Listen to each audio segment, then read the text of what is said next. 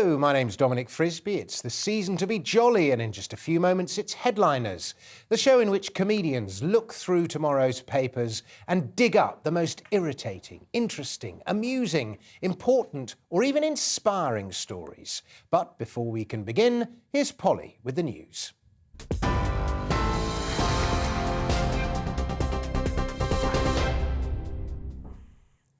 Good evening, I'm Polly Middlehurst with your latest news headlines.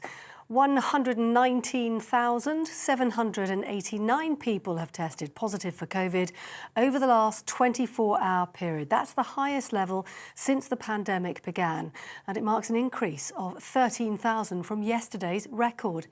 Meanwhile, UK Health Security Agency research appears to show that an individual with Omicron is up to 45% less likely to attend A&E and 70% less likely to be admitted into hospital. But the study cautions, due to Omicron's faster transmission rate, that may mean more people need hospitalising. Dr. Andrew Preston told GBNews there are still many unknowns about Omicron. It does appear, at least in the cases we've seen, as you've just stated, that you do have a reduced risk of ending up in hospital if you do catch Omicron. But on the flip side, you've got a far greater risk of catching it in the first place. So how those two balance out as it spreads through into the older population, those with comorbidities, we still just don't know, I'm afraid. Meanwhile, in Scotland, the Deputy First Minister there says nightclubs will be closed in the country for at least 3 weeks. That's from December the 27th, and it comes on top of measures announced earlier this week by Nicola Sturgeon, which saw the return of additional restrictions, including the requirement for 1 metre social distancing and a maximum capacity of 100 people at a standing indoor event. The measures are thought to impact around 150 clubs across Scotland. They now won't be able to operate without the appropriate social distancing measures between groups and table service. International news, and the Foreign Secretary Liz Truss has urged Russia to enter talks over its military build-up on the border with Ukraine. That comes after the Russian President Vladimir Putin said he doesn't want conflict with Ukraine but called for no further expansion of NATO eastward. He was speaking at his annual news conference. Western powers fear Russia is preparing to invade Ukraine as early as the beginning of next year, which Putin has denied. In the United States, a former Minneapolis police officer has been convicted of manslaughter over the killing of a black motorist during a traffic stop. Kim Potter shot 20-year-old Daunte Wright as she tried to arrest him over a weapons possession charge. She said she'd confused her gun for her taser. The 49-year-old now faces 7 years in prison, but prosecutors say they're seeking a longer term. Sentencing takes place in February. Here, Sir Keir Starmer has thanked key workers who've saved countless lives this year in his Christmas message. The Labour leader paid tribute to the NHS along with the work of the armed forces at home and abroad. He also reflected on the unimaginable loss experienced by many families this year and said, if we stick together, a better future is possible. That's all from me. Happy Christmas till the new year. Until then, back to Headliners.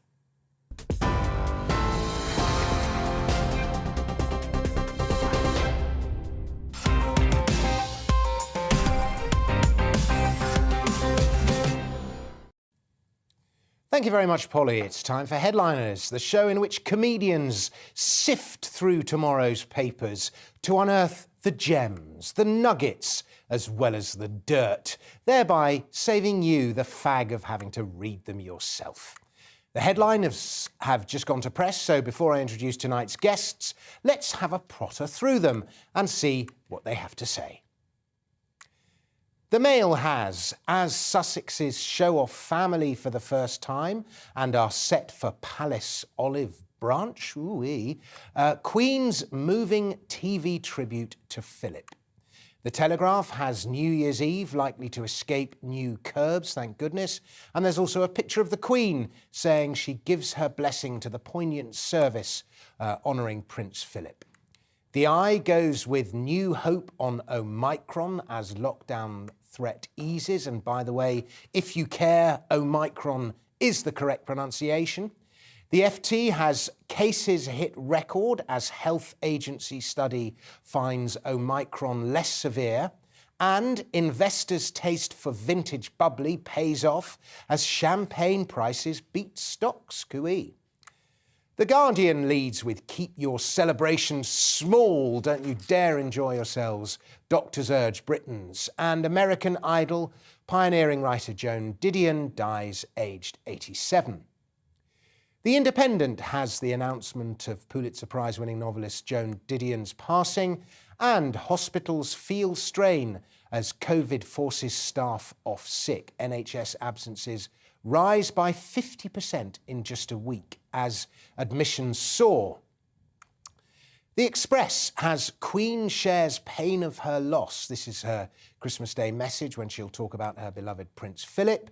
And as always, we have saved the best to last. The Daily Star has NASA urged to help astronauts have more sex in space. Thrusters to warp speed, Captain. It then refers to the 62-mile high club. Goodness knows what all that is about. I know I never will. But it looks like at the Star, they've already started on the heavy stuff.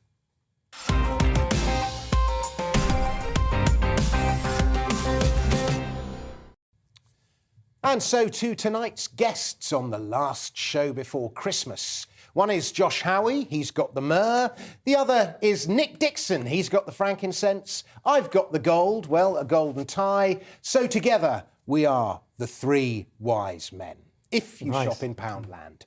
Welcome, gentlemen. Hey, man. And speaking of three wise men, were you a wise man? Either of you play a wise man in your school nativity play? Or I played the moil, who would go in and... The moil? The moil, it's where the person who does the circumcision. Very different from my school. Yeah, I mean, I played like the fourth soldier or something. There was one year where I had to write one and perform it as a fisherman, kind of like, preceding, foreshadowing to me doing stand-up comedy. But my brother was Joseph, which I think is interesting because he was then head boy and then had a good job at a top, Yeah. So this is the favourite, right? Exactly. You're the one that's you're how always it going works. about, yeah. And now he has I'm not allowed to say where he works, but it's a very important bank. It's a proven of stat. England. 90% of FT-listed company CEOs were Joseph in their school nativity play. Yeah, but didn't you say it was actually false? Yes, totally false. But it sounds right. Sounds totally believable.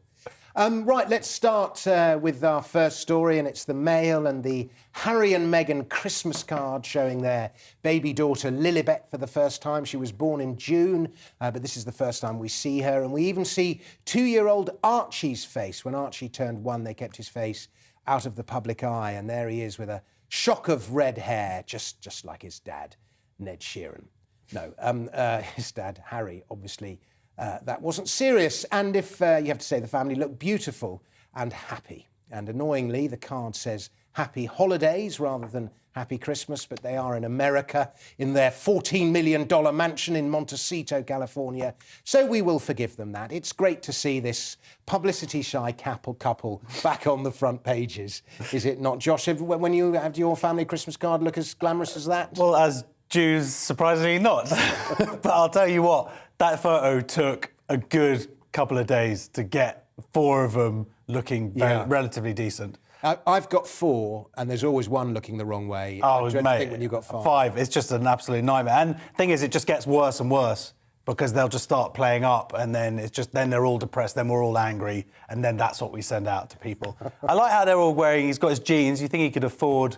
Yeah, holding the jeans. Yeah, the ripped jeans. He's so cool. Enjoying his new freedom, you can have ripped jeans now. Yeah, when you're just on the outs with the monarchy. Does Gap even exist anymore? Online. They look like a Gap ad. Oh, that is a Gap ad. It's a very beautiful thing, and all that. But they still managed to make it slightly annoying, don't they? My favourite bit was they said, "We have made donations on your behalf to several organisations that honour and protect families." I also like how that photo is your screensaver.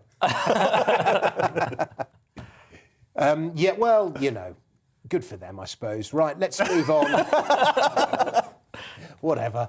Now, I remember on this show maybe 3 weeks ago, and I think I was sat with you, Nick, on this very show, when this new strain of corona was first reported in southern Africa, with I think there were 3 or 4 cases diagnosed, and we joked about closing the economy down on the basis that this strain was less harmful. Oh, how we laughed, and here we are a few weeks on, and that's precisely what has actually happened. The Southern African scientists were right. Omicron is milder than Delta. It may be more infectious, but it's less harmful, or we as a population have grown more resistant. And so admissions to hospitals are down. UK scientists now confirm. The Mail reports what was pretty obvious to anyone with the ability to see. People infected with the Omicron variant of COVID are up to 70% less likely to be admitted to hospital for a night or more, says The Times. But protection against the strain from booster jabs begins to wane at 10 weeks, increasing the likelihood that there will be calls for a fourth shot. Christmas obviously goes ahead, sort of, and now Boris is being urged to rule out restrictions for New Year's Eve. But will he? As ever, he flip-flops, if only for first principles. Who wants to start talking about COVID? Yeah, let's do it. I'm going to give You it love you COVID. preference, Nick, because you say COVID, which I'm sure is Sometimes the I correct do. way I of think saying that's the northern thing, maybe. I switch, I don't know. But look, you're right. We were the first to break this. We predicted Omicron would be more mild. And it's saying here, 40% lower chance of overnight hospital admission. That's in the Mail. Exactly. The Times says it's 70, so Well, yeah, quite a lot of deviation in the stats. Yeah, I know. But it's interesting. It says here that in the Mail that Boris is expected to leave Britons in peace for the next few days. That's the thing that bothers me.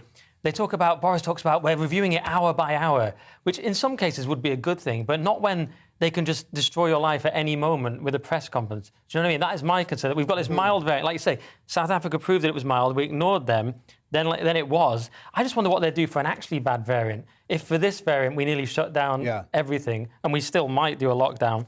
And Well, they're shut down in parts of the rest of the Yeah, they have UK. Scotland. Yeah. Scotland and Wales have gone mental. And even look, here we go. Even Neil Ferguson says that the country's fourth wave will be nothing like what we've seen last year, with ICUs overflowing with patients, blah, blah, blah. So if Neil Ferguson is saying it's going to be more mild, it's probably actually good for you. And last week he was saying it was going to be 5,000 deaths. Yeah, and then suddenly, oh no, He's changed his mind. Again, all He's those like stage SARS. models. All those stage models totally out.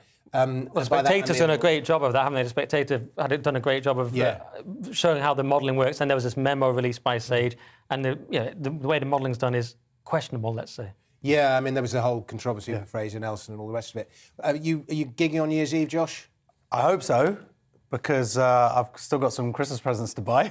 So yeah, I mean, this is the thing: it's the worst of both possible worlds, because what they've done is that they were like, oh yeah, we're not going to get. So loads of stuff's been cancelled anyway. Even they haven't said anything. Yeah. And then because of that, they're not really giving enough money to support. Supposedly, clubs and nightclubs, they make like 10% of their profits. Yeah. On that all the bars. one. Coming here this evening, all the bars, right? It's just empty. It's terrible. Last night before Christmas Eve, and everything's empty. I know someone whose entire gigs were cancelled. I don't get booked anymore, so it's not a problem for me. But you know what I mean? Just on the, like you say, just the fear. The hearsay of it. The stealth lockdown. Yeah. Yeah, and this monitoring it hour by hour, that's supposed to reassure you. It does the very. It's terrifying, isn't it? Yeah. It's micromanagement. The great leader of Hong Kong, John, what was his name? Cooperthwaite, was the great. John James Cooperthwaite was the great anti-micromanagement. He detested it. Really? Oh, if only he were managing us. Boris is maybe more like the great leader of North Korea. Well, at least we're still allowed to. By the way, just because he says he's going to be looking at it hour by hour, I don't think he actually is looking at hour by. He's looking at photos of himself. Yeah. Right, and so we turn to our next story, reported in The Independent. David Cameron has said Boris is able to get away with things mere mortals can't. It's like Katie Price criticising Ant McPartlin's driving. Who's got this one? I do. Yeah, I mean, I just don't want to ever hear from Cameron again. I just don't want him to be interviewed. I don't want to be, as far as I'm concerned, he was I was going to say he was the worst living Prime Minister. Boris might overtake that. But for me, I know you're a Brexit dude. I don't know what you are. Are you a Brexit dude? I keep it ambiguous. For me, it's just like all started with that, like the world just, and just please, mate, go away. It didn't all start with that, though, because... Well, I know stuff going on before, but I mean, the point... In a way, it did here, but everywhere else is just as divided. And if it's not Brexit, it's or Trump, or it's something else. Or I just think it's bad. What I do blame think... the internet. Yes, it's Twitter, isn't it? Yeah, exactly. Of course it is. And well done for overtaking me on followers. When I got in, he was like, oh, by the way, I don't know if you've just... Well, I've got a list of people who I intensely dislike, and I want to get more followers than them. And they've got, I can't say who they are, but I've overtaken a few of them, but there's a couple just... I'm coming for you next. Yeah, it's scary. But you like me, though. Yeah, but I'm going to overtake. Well, he doesn't care. So, but This is not news, I know. So this all started because basically Cameron had a vanity photographer, basically someone there paid on the payroll, taking photos, making them look like a prime minister, and like, oh, look at them with his elbow like that and making big decisions. He had to get rid of him, Cameron did. Now Boris has gotten away with it. But really, I think this whole vanity, I think it's just Boris wanting to get some cheap family portraits. I think that's why he's got him in. He's got enough kids. That's a full-time job, is just taking pictures of his kids. Can I just address one thing about the story? It was kind of a non-story because it was a quip that Cameron said in an interview. They were asking him something and he goes, well, this is the kind of thing Boris can get away, he can get away with more. It was kind of an aside, so it's not that much of a big story. But the story is about engaging with the press. He was saying that you shouldn't bypass the media. Oh, I didn't read that far. Yeah, that's the second paragraph. Oh, my only problem with that is Cameron's saying you shouldn't bypass the media and that you've got to do all this media. But the thing is with the media now, they're not really holding the government to account anyway. No. So all they do anyway at these press conferences is say, why don't you lock us down harder? So yes, engage with the media if the media's doing its job. But if they're not, does it really even matter? I'm sure without the media sensationalising COVID, the whole thing would have passed. Yeah, in the 90s, we wouldn't have even known about it. Yeah, some have claimed. There's definitely a case that, maybe not in the 90s, but a generation ago, let's say, that COVID could never have happened in the way that it did. Right. Because the communication, whether it's the internet or... That's what I'm saying. Yeah. You're saying it in a more tasteful way, but that's what I'm saying. We agree. It's a rare thing. And so to our next story, which is in the Mail. This is the age of inflation. There's inflation of the money supply. Prices keep going up. There's inflation in A grades at A level. And now it seems there's inflation in COVID vaccines. First you needed just 2, then you needed a booster, and now it seems you need a 4th vaccine. Yes, you've got to boost your booster. Yeah, this is in the Mail. Britain considers 4th COVID vaccination. Experts will examine evidence on rolling out another jab after Israel and Germany announced second booster to tackle Omicron threat. So yeah, it's interesting. My question is, and I'm not a medical expert, I'm not known for spreading vaccine disinformation. He's known for spreading COVID. That's what he's known for. I'm just going to put those caveats in. But my question is, I wonder how people will feel about this. Will they keep going with it? Because people start to have questions about efficacy. We've found you can still get it, you can still spread it. People feel they've got immunity already. They might have questions about side effects. Then there's that first Thames article said 10 weeks and it subsides. I can literally see his Twitter numbers going up. I'm playing to my base. But look, when people see these endless future jabs, look, I'm not saying whether it's good or bad, maybe that's just how it has to be, but people see these endless future jabs in front of them. And the fact, I think quite a big thing for people is that they were lied to about the freedoms they would get from the 2 jabs. Now it's 3 jabs, no, it's 4 jabs. And I wonder, were they lied to, or they just were made promises that weren't kept? There's a subtle difference. They were lied to. 15 million jabs to freedom didn't happen. And then, I know it didn't happen, but was it a lie or was it? Yeah. Well, I don't believe. You keep asking me. You want me to have your view, and I'm just saying. Yeah. Well, I don't believe that. Things happen. New variants come out, and what about the irreversible roadmap? That was a lie. Look, there's people said things, but I don't think that whole thing seems to be like, is there a global conspiracy going on? I'm not saying it's a conspiracy. I'm saying the government said one thing and did another. Surprise, surprise. Right, but that's never happened before. Doesn't mean, but people are right to... but the situation does change. Right, but people might feel miffed when they're told this will happen when you do this, and then you just completely... Why do I feel my Twitter followers going down? The goalposts have shifted. Look, Chris Whitty said it could be 2023 before we get a near universal vaccine that will cover many different variants, and that was apparently optimistic compared to other scientists who said 5 years plus for us to be in this. The question I have, and you may know this, Mr. Covid, there's supposedly this new approved vaccine called Novavax, and it's seen as more acceptable to vaccine skeptics. I don't know if you know why that is. I've heard of that one. But do you know why it's more acceptable? Because it's a different print. I think they give you a microdose. Oh, I don't know. Okay. The key is also the antiviral. It's a different technique of vaccination. Okay. Right. And these antiviral pills are going to be the key as well. Pfizer apparently has a very good antiviral pill. Yeah, you're gonna ready for those pills? Okay. I'll reconsider. Okay. Stop. It's time for the weather, and after that we're going to take a quick ad break. We'll have some more stories for you in just a moment, and the stories get better and better as the show goes on. So don't go anywhere. It's time to remind ourselves there's always another winter.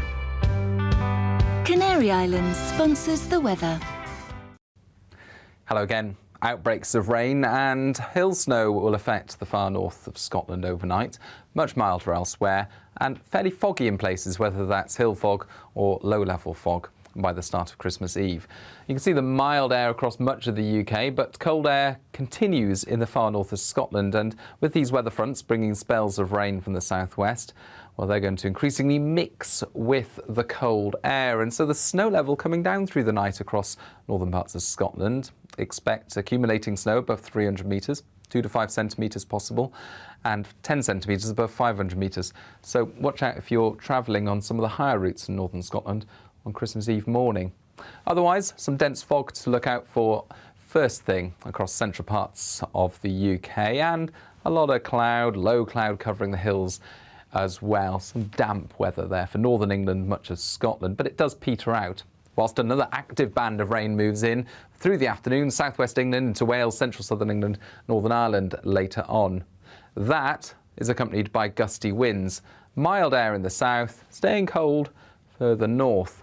And it's a repeating pattern over the next few days. We've got these active weather fronts moving in, and then they stall and fizzle out across central parts of the UK. They mix with the cold air further north, so don't be surprised if there's a few flakes of snow over the tops of the Pennines as we head into Christmas Day. But Christmas Day promises a cold start, a bright start across northern and central Scotland, some sunshine here.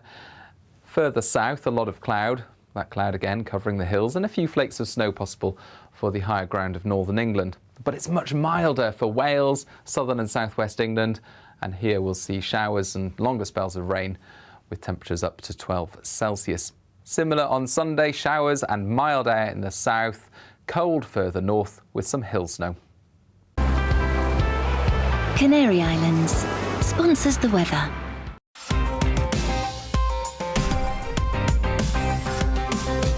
You're watching GB News live across the UK and the world on our digital stream. GB News is Britain's news channel. We are the UK's home of discussion and debate from all perspectives. We are here for you. Don't forget to join our YouTube community by clicking on that subscribe button. And if you want the GB News app, you can click and catch up on programmes anytime. We love to hear from you, so email us. gbviews@gbnews.uk. Thanks for being part of the GB News family. My name is Andrew Doyle. Join me every Sunday evening at 7 p.m. for Free Speech Nation. This is a show where we address current affairs and news stories of the week with the help of two wonderful comedian panellists. I brought in comics because I want to give it a lighter edge, and also they work for less. See you there.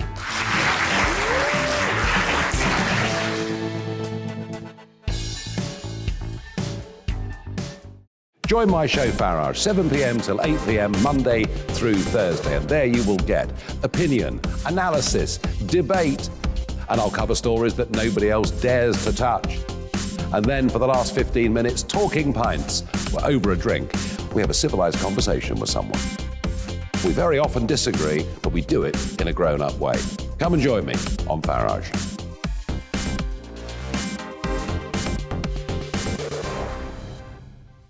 I'm Colin Brazier.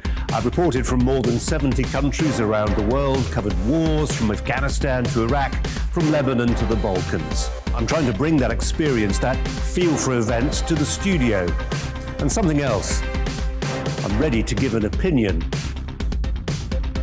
Today's stories with a spark. Brazier from 8 p.m. weekdays on GB News. Join us for the Political Correction.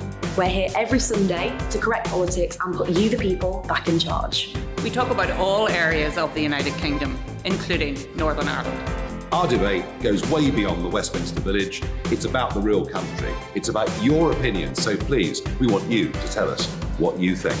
This is the Political Correction. Every Sunday morning from 10 a.m. here on GB News.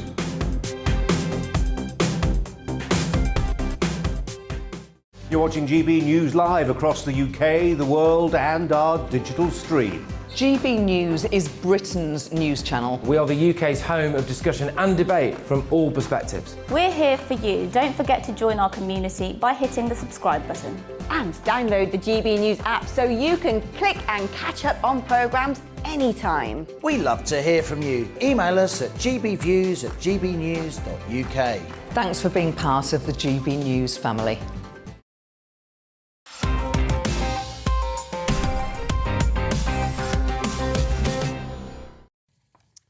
Welcome back to Headliners, this festive special. I'm Dominic Frisby, and with me are two of the best comedians on the UK circuit who don't cost much, haven't got COVID, and are prepared to work the night before Christmas. Nick Dixon and Josh Howard. Yeah. 23rd. It's the night before the night before, unless you're Polish. It's nearly the night before. And so for our next story, and the culture wars are even being fought in the world of football. Jurgen Klopp is the good guy and Matt Le Tissier is the bad guy, says a very biased journo in The Independent. And who better to give us an informed view of the beautiful game than a man who has no interest in it whatsoever, Josh Howie. Josh, do you even know who Jurgen Klopp and Matt Le Tissier are?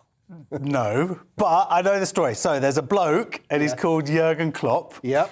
And I think he's pro-COVID. Yeah. No, he's pro-COVID. Pro-vaccine. Yeah. there's a guy called Le Tissier. Yeah. And is he also football? He was a great player. He's a football guy as well. And so I don't know what's one of the greatest artists ever to have played the game. Thank you. OK, well, I'll take your word for it. But I got distracted with this article, because this is just one of the worst articles I've ever read in The Independent. It's unbelievable. The sport was always going to be a battleground in the philosophical conflict that is dividing the country.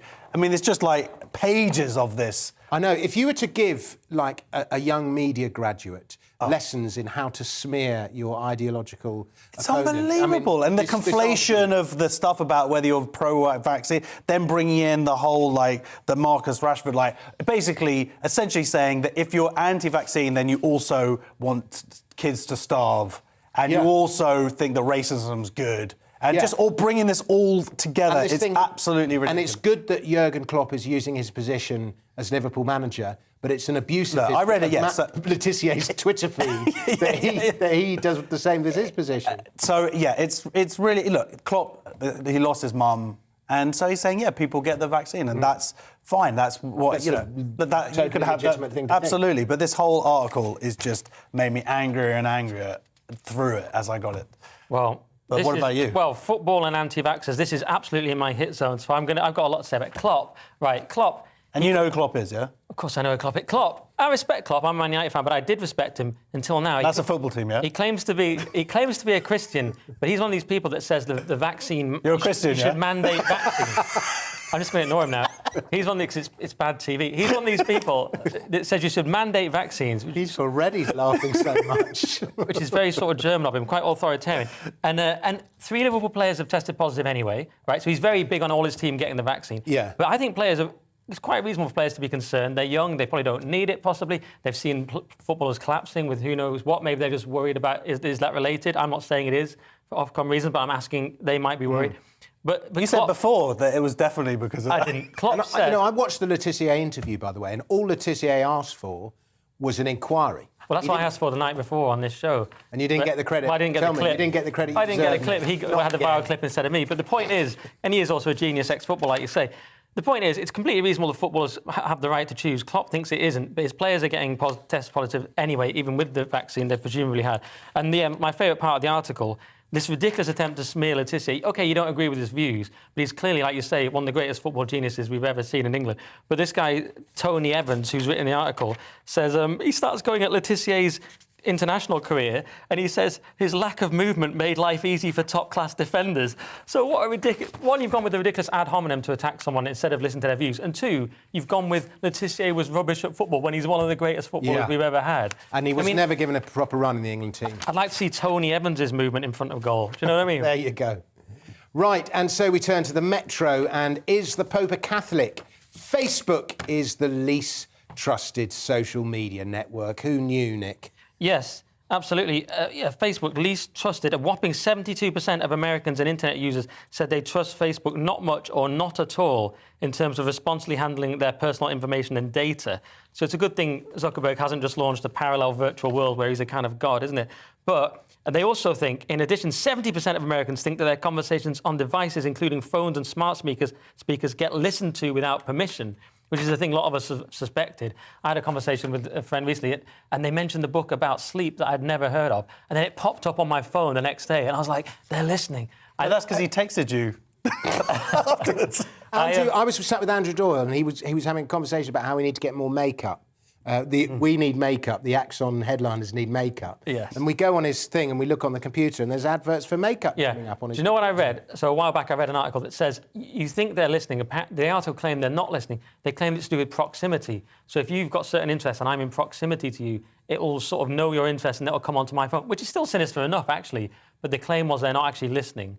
But I still think they are listening, and so does 70% of Americans. Every time I see you after, like, when I go home, I start getting these, like, adverts for sort of Christian stuff, like crosses. I was worried where that joke was going. You toned it down a little. I keep getting told to follow you on Twitter. I thought you were going to say something else. But... So, yeah, I mean, the thing is, we have to take this with a pinch of salt. The poll was on Facebook, so... Good point. That's a good Honestly? point. No. Oh, OK, sorry. Right, this next story is from The Star, and apparently, well, it's the same story again, really. Having a spy robot microphone built by Amazon in your house might not be such a great idea. Is Alexa grooming your kids to buy Amazon products, Josh? Absolutely. There was a story the other day about exactly this, about them trying to sell farts. Yeah. But the funny thing is, the Daily Star also covered another story. I don't think we covered it, but about basically the biggest hack threat in the history of the internet was also covered in Daily Star. And I haven't seen any of this stuff in any other newspapers. Somehow Daily Star's sort of rejigging its readership as like the tech-savvy truth tellers of the world. So, yeah, this is what we're talking about. There's no doubt that they're listening. I mean, I unplugged them. We bought a couple recently. It all gets a little bit weird, and I unplug it every time that we're not using it to listen to the radio or music or whatever. They've given here, but the scary thing here is that the stuff that's specifically for kids is being tuned in, and then they actually give you a list of what you have to do to stop this supposedly happening, and it's just like from here, and even reading this was just like, you have to go to the charts, you've got to go into the app, you've got to go to the parent dashboard. Anyway, I'm going to take that home and do it. But I mean, it's scary. But you've got 5 kids, haven't you? But Alexa's probably more aware of what they're up to than you are. Well, hopefully they know their names. That's what I'm trying to do. I think you'd be mad to have one of these. I put blue tack over my webcam. I'm one of those people. It can tell a lot of the time. Mark Zuckerberg did. I don't even want to ask what you're doing on the other side of that. Zuckerberg was pictured and he had blue tack over his webcam. So people were like, right, if Zuckerberg's doing it, there's probably a good reason. OK. Because he's probably looking at you. Yeah. I know that from the Meta by asking you about 5 questions, Facebook can learn all your political leanings. What other questions? And so on. Do you like Nick Dixon? Do you like Matt Do you follow Nick Dixon on Twitter? It's the Express next, and apparently archaeologists have discovered Jesus' childhood home. How about this, Nick? Very exciting story. Let's go to Christian Nick Dixon. It's a great one for people who follow the correct religion. Well, I was attacked by the crew on this show last time I was on for mentioning Christianity, even though it came up in all the stories. Actually, that's probably illegal what they were doing, workplace bullying. But anyway, the point is, yes, archaeologists stunned at discovery of Jesus' childhood home in the Express. Very exciting. English archaeologist Professor Ken Dark spent 14 years studying the remains of a first-century dwelling beneath a modern-day convent in Nazareth. And he's saying, this may well have been Jesus' house. And he's published his findings in a book. The only thing where place he's gone wrong here is the title of the book. It's called... The Bible. It's called The Sisters of Nazareth Convent, a Roman period Byzantine and Crusader site in central Nazareth. It's like, that's a very... But he should have called it, I found Jesus' birthplace. Wait. What happened next will blow your mind. Amazon have just sent me a book recommendation. Stop cutting off all my gold. I think even Amazon knows you're not going to read that one. Sorry, mate, what was the punchline? It's too late now. Okay, we'll never know it, but it's fine. It's fine. Okay. Do you agree that with Nick about the one true religion? Strangely, no. But it was built on the Church of Nutrition. Yeah. Yeah. Did you have a joke about that? Or can I say a joke? No, you can do one about that. Well, I thought it's just based out from the Church of Abs. Okay, maybe that was a good one. The Church of what? Abs? Abs. I'm on a health kick. Okay, Amazon's just sending through some more lose weight issues. That's shocking. Oh, sorry. Was it bad? Now I feel bad for interrupting you. You would have had a much better joke. No, it's all right. You're hanging yourself. You have more space for me when you get sacked. Okay. Can I say there is one more thing about that? That Tecton, which Hebrew word basically, Joseph was said he was a carpenter and Jesus, but actually Tecton means like builder. So this could be, because it was like building a nice sort of rocky space. So I just think that maybe that's a way of thinking about Jesus more as like a builder. Like, oi, oi. Okay. But I guess carpenter meant builder probably because more homes would have been built out of wood back then. They didn't have, the wood was not invented. Oh, really? 2,000 years ago, no. It's a very exciting and important story for Christmas. Apart from all Josh just messing around, let's just get that underlined. What? This is a great story. Right, we are going to the break on that important note, and we'll be back with part 3 in just a moment. Part 3 is always the best bit, so don't go anywhere.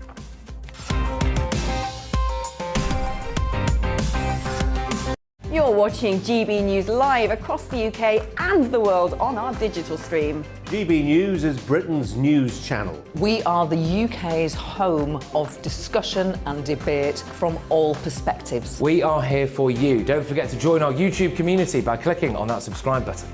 And if you want the GB News app, you can click and catch up on programmes anytime. We love to hear from you, so email us. gbviews@gbnews.uk. Thanks for being part of the GB News family. My name is Andrew Doyle. Join me every Sunday evening at 7 p.m. for Free Speech Nation. This is a show where we address current affairs and news stories of the week with the help of 2 wonderful comedian panellists. I brought in comics because I want to give it a lighter edge, and also they work for less. See you there.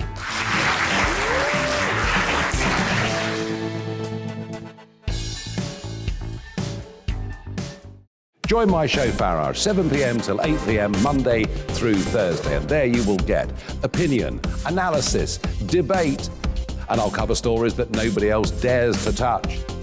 And then for the last 15 minutes, talking pints. We're over a drink. We have a civilized conversation with someone.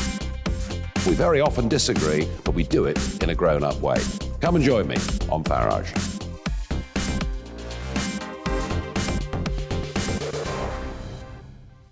I'm Colin Brazier.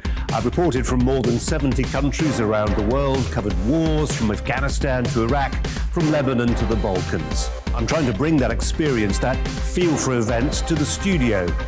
And something else, I'm ready to give an opinion. Today's stories with a spark. Brazier from 8 p.m. weekdays on GB News.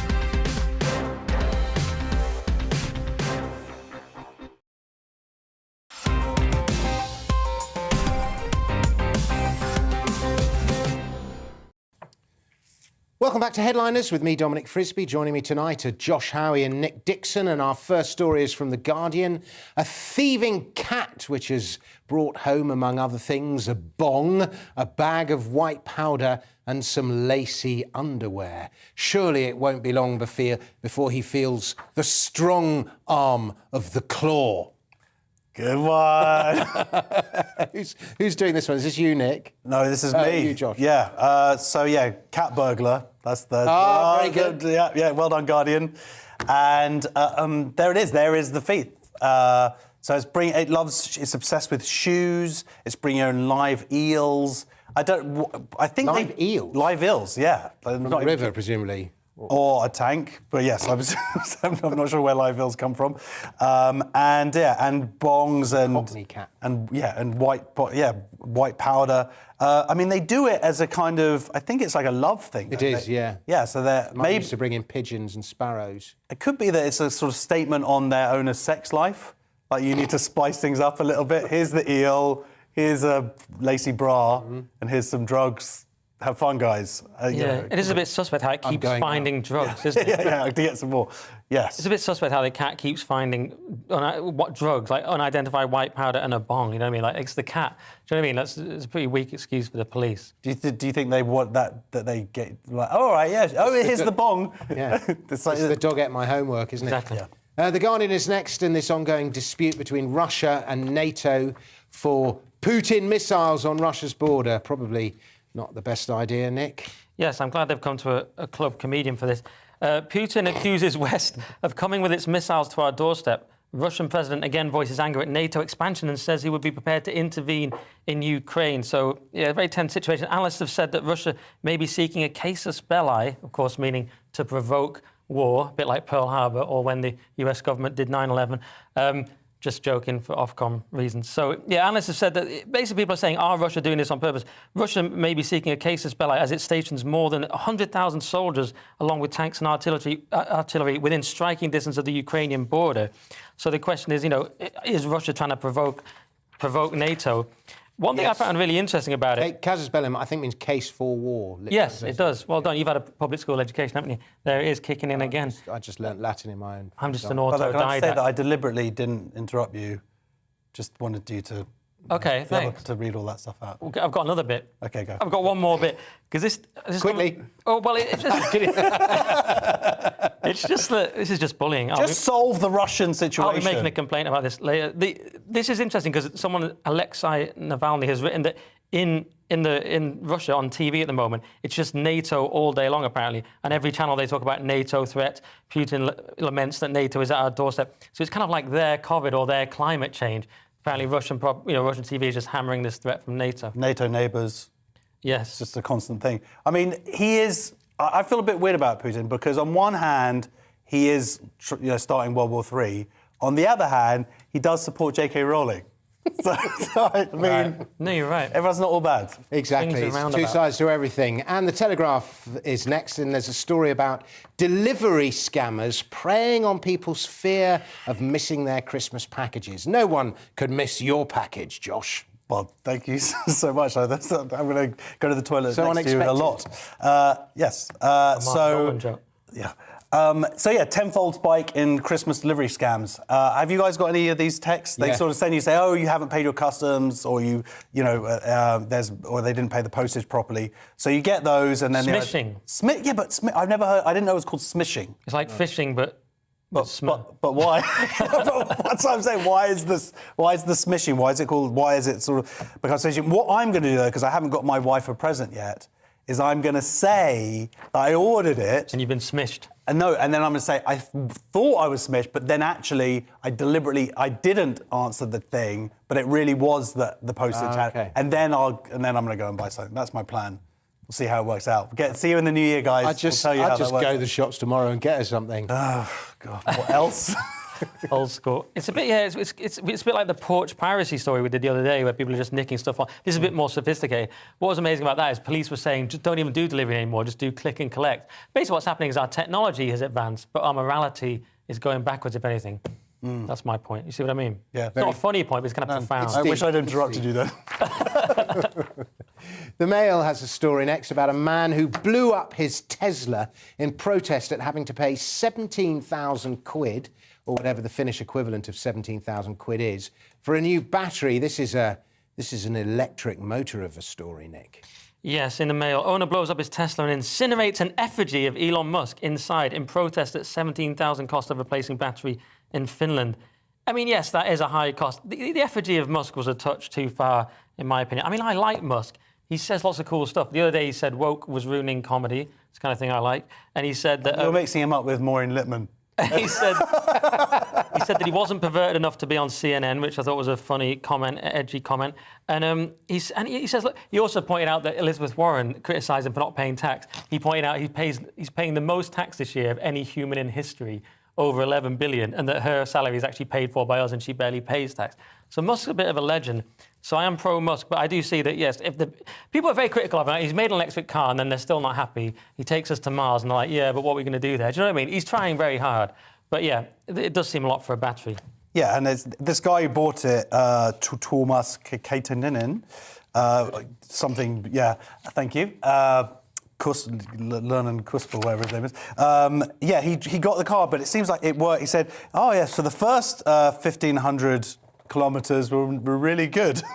and then it broke. 1,500 kilometres? Yeah, that's all he got out of it. But I think he must have bought it second-hand, and then it broke. We've done, like, 1,500 kilometres in a weekend I mean, of like gigs or whatever. I mean, that's exactly. ridiculous. I think he bought it, and then it sounds to me like he just bought a rubbish car, second-hand car, and now he's angry about it. The Mirror has a story next about a British priest who is to advise NASA on what to do if alien life is discovered on another planet. Would you Adam and Eve it?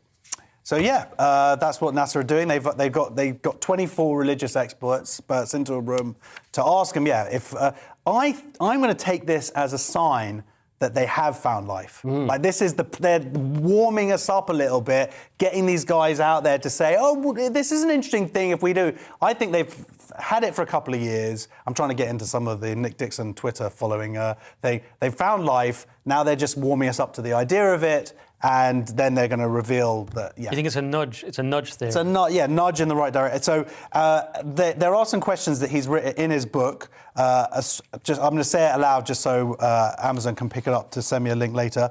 Astrobiology and Christian Doctrine. That's a lovely Christmas present for my wife. And but could he have sent a saviour to die for the sins of an alien species? That's an interesting idea. Like, did Jesus have to... So it'd be nice to see some aliens also blaming Jews wrongly.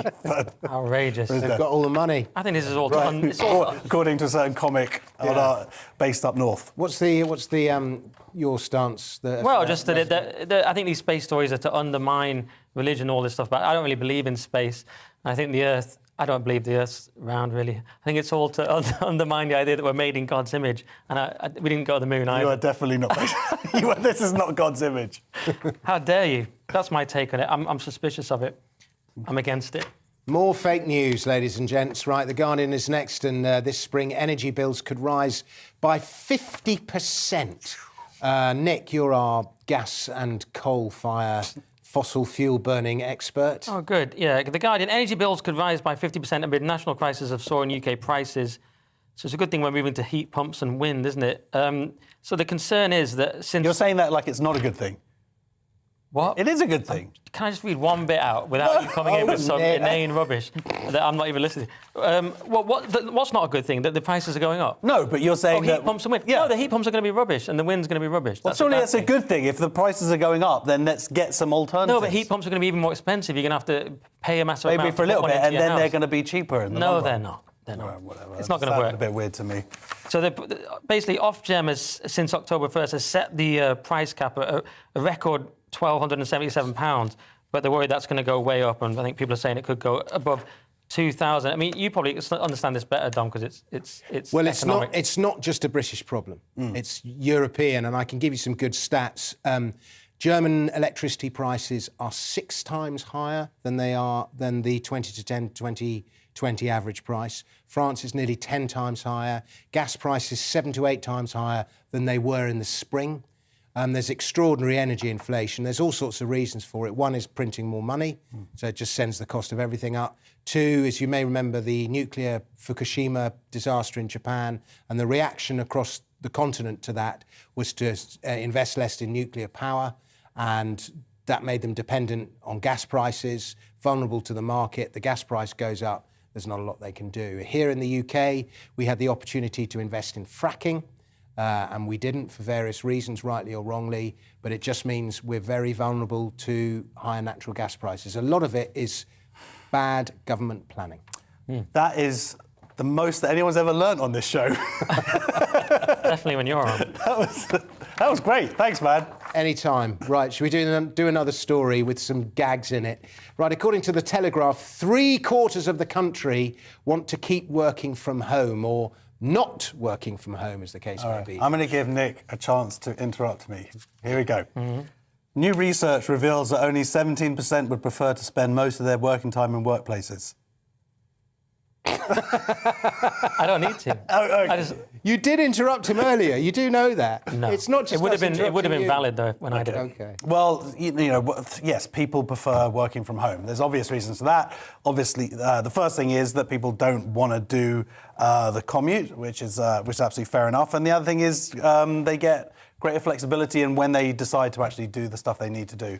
This is a long-term thing, even without COVID. It's a step in the right direction. COVID has accelerated it. But everybody's job can be condensed into obviously not us, we definitely are needed, but everybody else's job can be condensed into a much smaller amount of time. When I had a proper office adult job, it would have taken a third of the time that was allowed. Sorry. Oh, no. No. Can I give the other side, though? I was too eager. Because more than a quarter said they felt lonely. 11% had experienced domestic abuse. And I was speaking to a taxi driver the other day, which is where I get most of my opinions. And he was saying that he was talking to a banker who had actually asked work if he could come into the office, and he'd even escalated it as like, I actually want to come to the office, because he was getting borderline suicidal at home. He was getting depressed at home. So that's the other side. Was beating up his wife? No, but he was just depressed because he's at home all day for 12 hours banking, and then he's at home. Yeah. Feel sorry for him. I think the optimum place is halfway between the two, because too much being at home, you want to get out of the house, you don't... At the tube station. Yeah, but, you want to see people, but, at first, working from home was great, not to have to go in. Well, we do it anyway. I mean, we can't work from home for stand-up, and the rest of the time we're just at home doing nothing anyway. I like coming into GB. I live here now, in a cupboard. Right, the Christmas carol Silent Night was first sung in 1818 at a parish church in Obendorf, Germany, but one Austrian thought he could spruce the song up. This is from The Express. Nick. Yes, Adolf Hitler's creepy version of Silent Night designed to glorify Führer. So, the Führer, it says here, had a Nazi songwriter compose a new version as part of his attempt to apply Nazi ideology to Christmas. Christmas posed a major issue for Nazi Germany since Jesus was a Jew, and it helpfully says here in the Express, eradicating Jews and Jewishness stood at the very heart of Nazi ideology. In case you didn't know that, that's quite useful. So basically Hitler wrote an altered version of Silent Night. It begins as normal, Silent Night, Holy Night, all is calm, all is bright, but then things change. Only the Chancellor stays on guard, Germany's future to watch and to ward, guiding our nation aright. So he's sort of done a weird mashup of Silent Night with Hitler-based propaganda, pro-Hitler stuff. Nick has been singing this song for the last 3 hours in the studios. And by the way, I really am a little bit unnerved by the ease in which the Führer just trips off your tongue.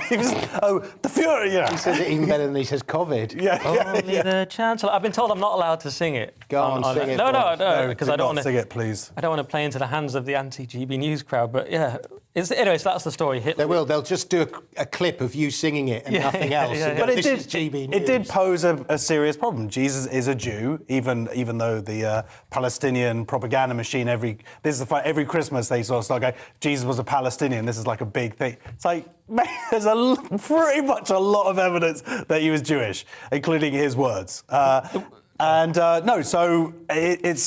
that was a problem in Nazi Germany because, to admit that and their most popular religious holiday was a massive contradiction. So they were trying to make him sort of less Christian and bring more of the state into the holiday. Oh, but yeah. And the weirdest bit in the Express piece is it says, apparently they still sing this version of the song. It says, it lives on today in performances by neo-Nazi and far-right extremists. It's like, whose side are you on, Express? Lives on today. Yeah. Bit weird, isn't it? The Sun has a story next about a boss who wasn't invited to the Christmas work party. This is getting to be a familiar story, a boss claiming he wasn't at his work party. Josh, you've got this one. Yeah. So this person, they had their CCTV of the bar that they own, checked in, and then saw this footage of all their bar staff all doing Secret Santa stuff, and then sort of he put stuff on social media. So they found out, and then they all started swearing at the camera and whatever. It's just a nice, fun story from the Sun, and there's a happy ending. They're all fired. I felt quite bad for the guy. He wasn't invited, and they were just enjoying it without him, mocking him. Maybe they didn't. Do we know why they didn't invite him? I think it's just because he's the boss, isn't it? Yeah, because they want to drink all the alcohol and have a laugh, and fair enough. He's 42. The people who work in his bar are probably 19 or something. OK, so we're going to turn to this. We've got this story in the Eye next, which is about the super-duper telescope. Who's got the super-duper telescope? Oh, I got the super telescope. So this is the James Webb Space Telescope. It's meant to be thousands of times better than the Hubble or something, 100 times more powerful than the Hubble. It's called I read the whole thing. I'm very proud of it. There's a James Webb also NIRS spectrometer. The one thing they haven't said is who is James Webb. Do you know who James Webb is? No. It's called the James Webb Space Telescope. The whole thing is about... Wasn't he fullback in the England rugby team about 40 years Don't bring any sport. Couldn't you Google it when you were spending a lot of time reading it? No, but I didn't want to start getting all these books from Google adverts. What I find quite interesting is when you've got a telescope that powerful and you look out to space, you're actually looking back in time or forwards in time. That's quite. So they are trying. Look, it sounds really interesting. I bet they're going to find some maybe this ties in with the story about finding alien life or whatever. But I just want to know who James Webb is and why they get their own space telescope. Was there a person called Hubble? No. My question is, if they're spending... Yeah, he's invented Scientology. If they're L. Ron Hubbard, if they're spending 7.5 billion on the telescope, can't they just go there? Just spend that money on going to the places instead of just looking at them? No, that would cost 8.2 billion. They have to do it remotely. Oh, okay. We've got 30 seconds left. How do we follow you on Twitter, Nick? Oh, glad you asked. It's at Nick Dixon Comic, Nick Dixon Comic. But don't say mean things about me because it hurts my feelings. How do we follow you, Josh? I'll be outside. OK, that's all we've got time for. Thank you very much for watching. Thank you to my guests. Josh Howie and Nick Dixon, Merry Christmas and a Happy New Year from all of us here at Headliners. We look forward to seeing you in 2022. And what great fun it's been, and this show is going places. See you next year. It's time to remind ourselves there's always another winter. Canary Islands sponsors the weather. Hello again. Outbreaks of rain and hail snow will affect the far north of Scotland overnight, much milder elsewhere, and fairly foggy in places, whether that's hill fog or low-level fog by the start of Christmas Eve. You can see the mild air across much of the UK, but cold air continues in the far north of Scotland, and with these weather fronts bringing spells of rain from the southwest, well, they're going to increasingly mix